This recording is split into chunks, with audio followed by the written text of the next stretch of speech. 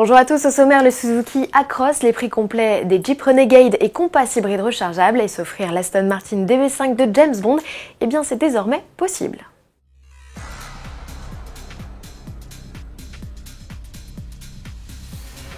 Suzuki étoffe son offre de SUV, son partenariat avec Toyota signé il y a tout juste un an lui permet de proposer un RAV4 rebadgé. Le petit nouveau se nomme Acros. Il profite d'un look distinctif avec des phares plus effilés et une calandre hexagonale béante. En revanche, à l'arrière, RAS, seuls les logos spécifiques permettent de différencier les deux modèles. Grâce à cette collaboration, Suzuki va intégrer un vrai modèle hybride à son catalogue. Il s'agit de la même version rechargeable forte de 306 chevaux que le RAV4. Et comme son cousin, l'Acros hérite d'une batterie de 18 kWh qui lui permet de parcourir près de 70 km en mode tout électrique. Annoncé en concession à l'automne, l'Acros devrait s'afficher à un prix inférieur au RAV4 PHEV, modèle Toyota facturé aujourd'hui plus de 60 000 €. Cette association va également permettre à Suzuki de rebadger une Corolla, en échange de quoi Toyota va profiter de deux plateformes pour construire de petites autos en Inde. Pour lancer la carrière de ces Renegade et Compass 4XE, ses premiers modèles hybrides rechargeables, Jeep proposait en janvier une édition lancement. 6 mois plus tard, le constructeur annonce les tarifs complets de la gamme.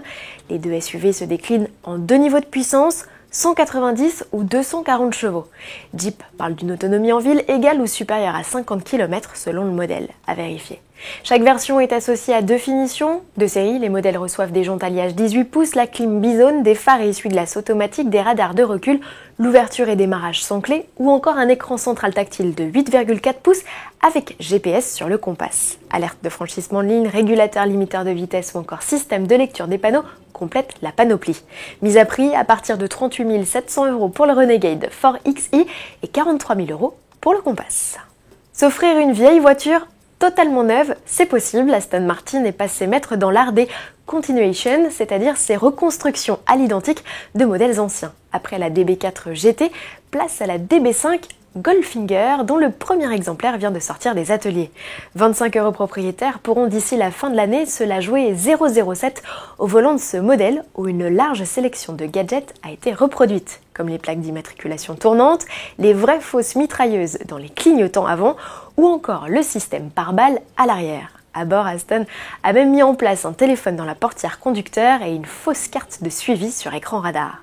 Sous le capot prend place un 6 cylindres en ligne 4 litres de près de 295 chevaux, couplé à une boîte mécanique à 5 rapports. Pour l'anecdote, 4500 heures de travail ont été nécessaires pour mettre au point ce premier exemplaire qui sera vendu aux enchères.